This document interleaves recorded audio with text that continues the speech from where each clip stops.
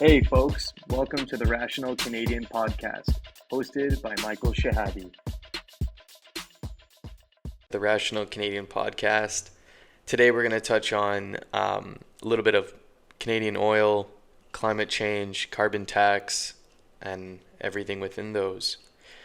So first, I was reading this article which kind of got me started on this topic. It's a CBC article that was released a couple days ago regarding climate pledges that different countries around the world, specifically in the United Nations, had committed to. And Canada, amongst many of the nations in the agreement, um, are continuing to scale up production of fossil fuels, even though they had agreed in different statements and pledges to reduce the production in order to meet certain agreements preset for the global warming.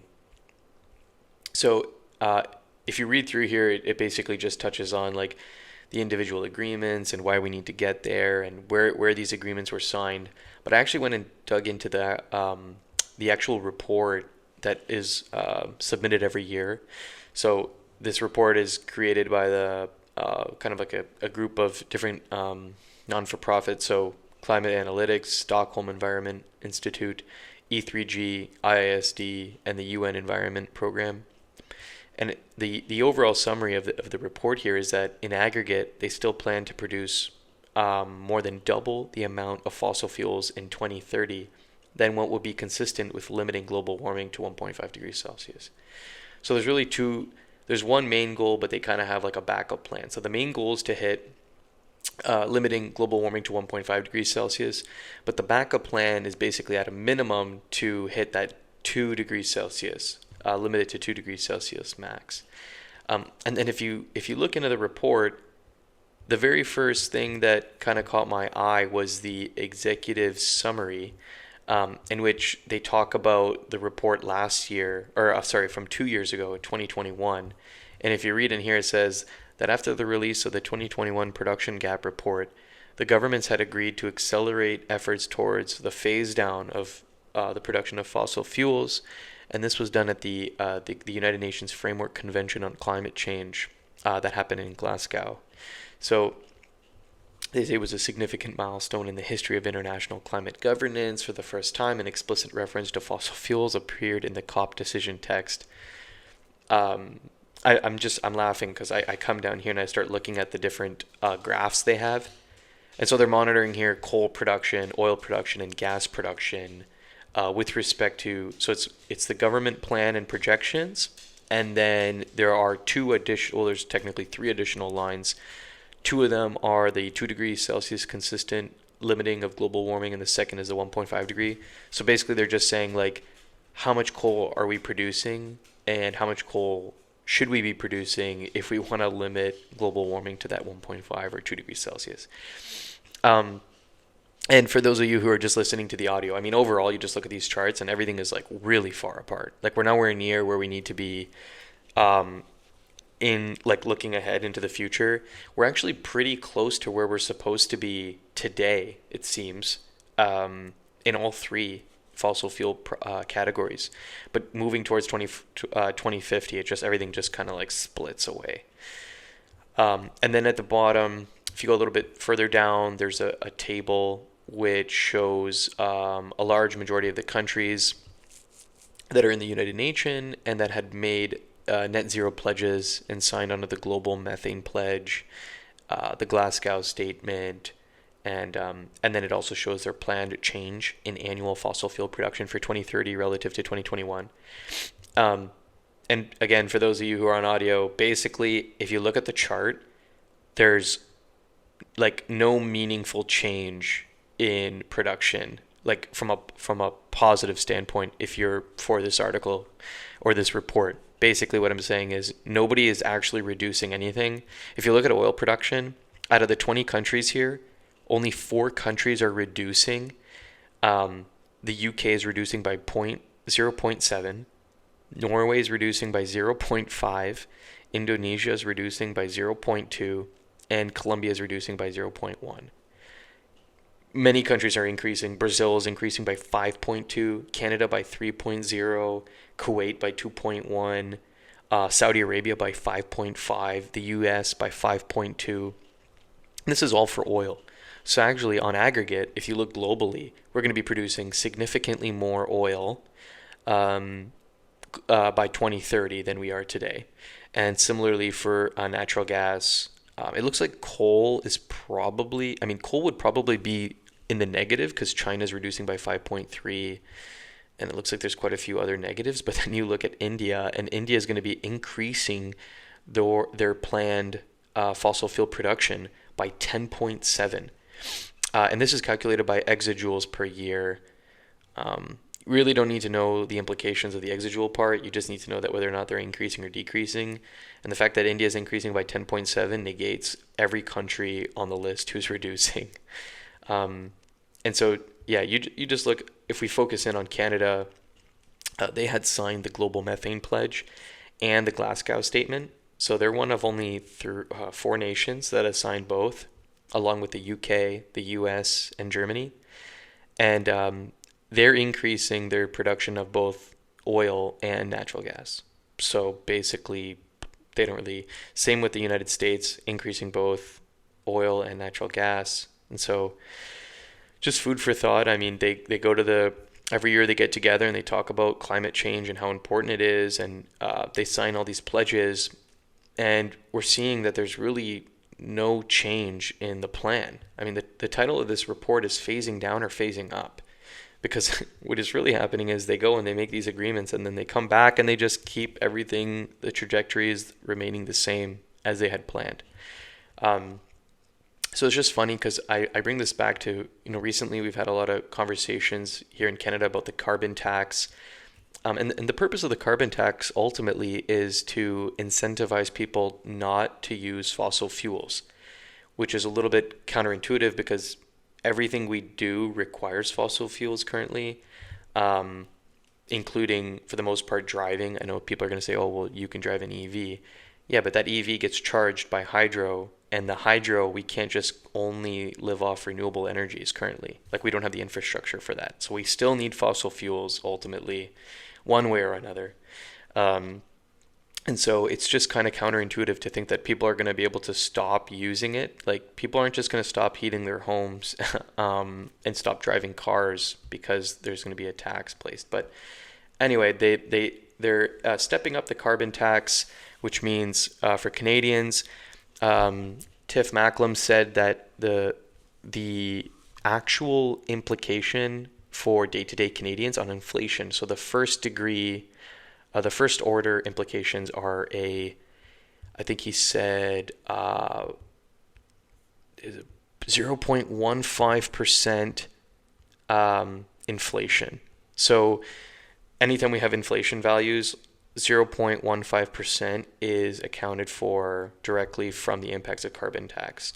But that's only the first degree implications. The second and third degree are, you go out to dinner and that restaurant that used to charge you, let's say, whatever, $12 for a burger, well, now it costed them a little bit more on natural gas and in logistics, trucking, fuel, all these different fossil fuels that kind of in the background are enabling that food to get to your table.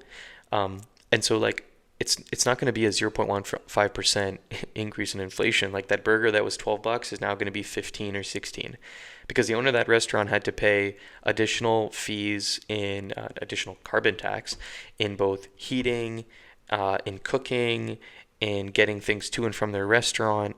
And so, like, that's the second degree. And then third degree, if you want to look even further back in that life cycle, there was a farmer who needed to run his tractors to whatever, like cultivate corn or any other substance out in farms. Well, like, that guy also had to pay carbon tax in order to put fuel in his tractors and maintenance and oil. And so you can really take this many, many steps back and realize that, like, it's not a 0.15%. It's probably closer to like 1%, maybe a little bit more than that. So like right now, for example, we're sitting at 3.5 or 3.8 is what it came into last. Our inflation numbers here in Canada. And so like you could probably count 1% of that is going to be carbon tax related, because all of these other businesses and second and third degree and fourth degree layers are going to be adding on to account for that carbon tax, right? Because at the end of the day, when taxes, basically when any cost increases, when it comes to businesses, those costs just get then offsetted to the consumer, because otherwise the business would go out of business.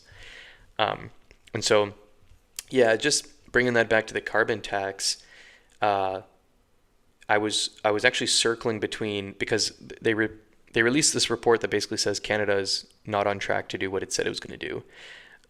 Which you'd think if they're putting in the carbon tax in place, they had a plan to make sure that we would reach our global commitments that we had made. And so we're really paying all this money, and then we're seeing that our production of fossil fuels is actually going higher. And so they're trying to incentivize you not to consume something that we make here in Canada, and we're actually the fourth largest producer of oil in the world. And then I found out, doing a little more digging, there was an article by IISD, which I'll probably end up linking here. Actually, yeah, I can link it in the video. But basically here, like, there's a federal fossil fuel subsidies in Canada in 2022.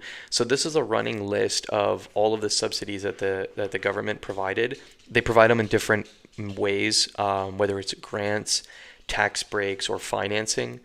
And so you can see here, like, the different programs, the descriptions, and their value. And you can go through these one by one if you'd like, but ultimately at the bottom, it's roughly $21.2 billion in taxpayer subsidies that we're providing to big oil here in Canada. And that's only the numbers that can be tracked, because at the top of this article, it says that the government actually doesn't really transparently provide information, like public reporting, for the subsidies that it provides to oil and gas sector by the government. So it's hiding. Well, I don't want to say it's hiding. I shouldn't say that. I should say that they're not as transparent as they could be. But from the information that this group could find, they were able to 100% identify that there was $21.2 billion in subsidies.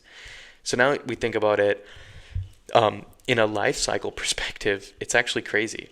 So the federal government applies carbon tax, which then Canadians need to pay and suffer. And then the Canadians pay this tax to the government. Then the government goes ahead and flips that tax, essentially, in the form of grants, financing, and tax breaks. For example, in 2022, like I said, $21 billion. They send that to big oil. Big oil then is incentivized to increase production and continue expanding their different businesses. And that then creates a lot of pollution, increased production of fossil fuels, which is what we're opposed to, and then worsening climate change, supposedly. And then the federal government goes in and says, oh, you know what, we need to increase the carbon tax again because we're producing too much oil. I mean, they're hypocrites. Like, if I look at this agnostically, not from the perspective of I'm pro or against climate change or pro or against oil, you're just looking at this life cycle and you got to be saying to yourself, it makes no sense. The federal government is incentivizing the thing that it is then punishing Canadians for consuming. And on top of that, it goes on the podium in front of the entire world at the United Nations and commits to these agreements, and then comes back home and writes checks to big oil to continue producing oil. I mean, you got to pick a side. You can't be going back and forth like this.